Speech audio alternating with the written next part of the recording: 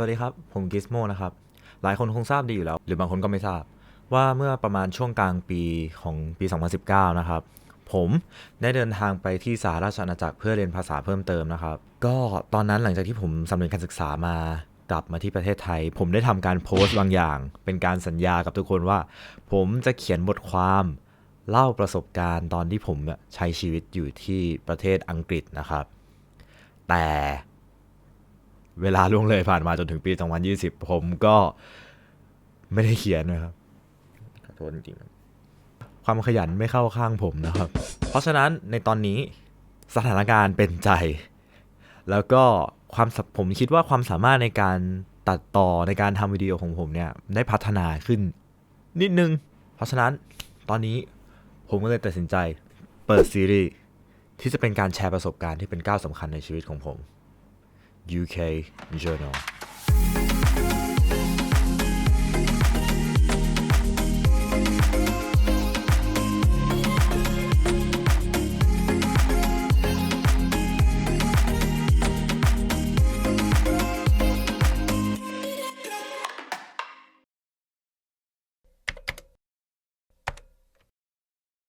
เรากำลังลดระดับลงสู่ท่าอากาศยานลอนดอนฮิสโตรค่ะ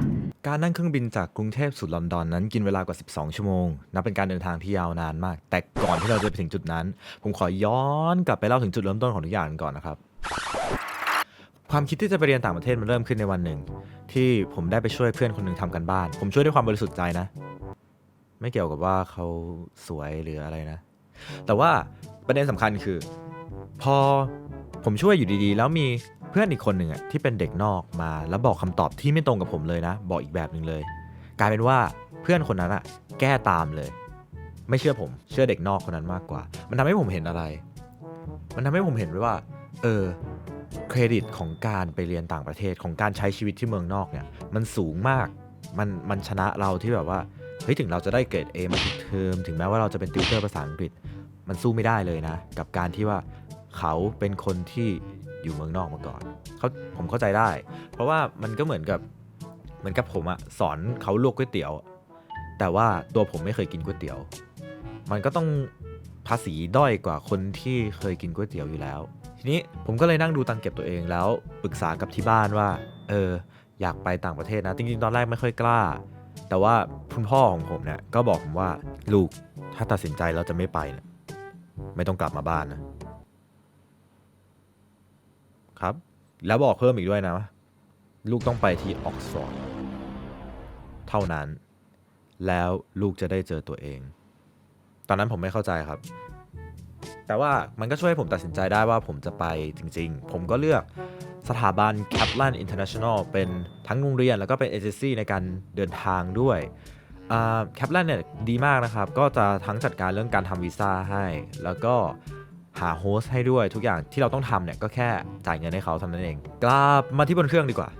ต้องบอกก่อนว่าที่นั่งบนเครื่องเนี่ยเต็มทุกที่นะครับยกเว้นที่นั่งข้างๆผม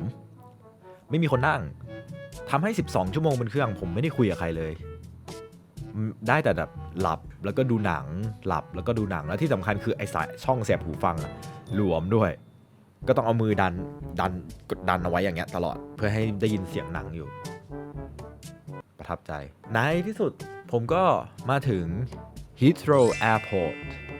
ก็คือสนามบิน Heathrow ที่อยู่ที่ลอนดอนนะครับบอกก่อนว่าก่อนขึ้นเครื่องเนี่ยมีแต่คนบอกผมว่าไม่ต้องเอาเสื้อกันหนาวไปเพราะว่าตอนนั้นอังกฤษมันเป็นฤดูร้อน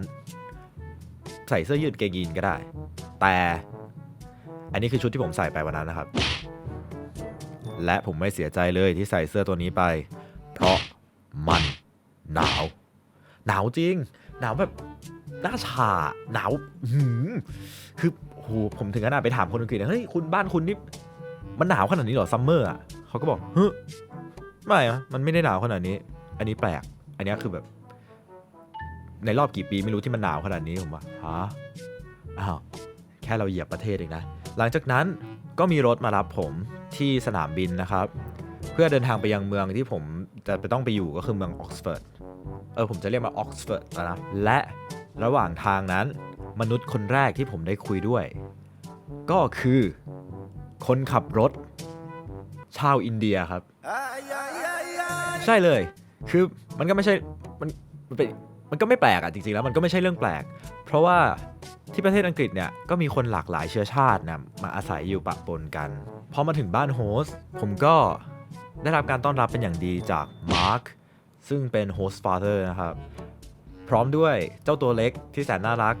ที่ชื่อว่าเจ้าหนูคาร่าซึ่งเป็นเด็กผู้หญิงวัย3 ขวบน่ารักมากเลยวิ่งผลักประตูมาเลยมาแล้วเหรอมาก็บอกผมว่าเอาสัมภาระทั้งหมดของคุณไปเก็บที่ห้องก่อนนะเพราะตอนนี้เรากำลังจะออกไปข้างนอกอ้าวเฮียผมเพิ่งมาถึงไปไหนอ่ะเขาก็บอกว่าเขาจะเข้าไปที่ซิตี้เซ็นเตอร์เพราะว่าณตอนนี้ในบ้านมีแค่เขา2 คนยังขาดพอลลีนาที่เป็นโฮสต์มาสเตอร์แล้วก็ทอมัสที่เป็นลูกชายเนี่ยอยู่ที่กลางเมืองเขาจะต้องไปรับทอมัสส่วนพอลลีนาเนี่ยเดี๋ยวจะให้ผมไปเจอที่นั่นผมจะไปด้วยไหมก็จริงๆก็ไม่น่าถามนะเพราะว่าเขาต้องให้ผมไปเจอพอลลีนาอยู่แล้วผมก็เลยโอเคครับผมขอขึ้นรถไปด้วยเลยแล้วกันใจหนึ่งก็คือเฮ้ยเราก็อยากเห็นเมืองอังกฤษเต็มตาแล้วเพราะว่าที่ฮีทโรว์เนี่ยเราอยู่แค่ในสนามบินและสนามบินไม่ได้อยู่ในเมืองเรายังไม่เห็นอังกฤษเลยนะครับเราเห็นระหว่างทางที่ขับรถมาก็เป็นแค่ทุ่งหญ้ามันไม่เห็นอะไรเลยไม่น่าเชื่อนะการนั่งรถคนอังกฤษครั้งแรกเนี่ยจะกลายเป็นประสบการณ์เฉียดตายไปได้เพราะอะไรก็เขาไม่เปิดแอร์แล้วก็ไม่เปิดหน้าต่างด้วยคือโอเคถ้าอากาศมันเย็นคุณเปิดหน้าต่างรับลมเฮ้ยเย็นสบายๆได้เรานึกออกเวลารถเราแอร์เสียหรือว่าอยากรับลมธรรมชาติอะไรเงี้ยใช่แต่นี่แอร์ก็ไม่เปิดหน้าต่างก็ไม่เปิดแล้วอย่าลืมว่าผมใส่ชุดอะไรโอ้โหจะตายหายใจไม่ออกพอเขาถึงกลางเมืองปั๊บถึงซิตี้เซ็นเตอร์ปั๊บผมกระโดดออกแบบต้องการอากาศบริสุทธิ์เดี๋ยวนี้ซึ่งไม่ผิดหวังครับสดชื่นมากมันสดชื่นจริงๆทั้งจากการได้สูดอากาศแล้วก็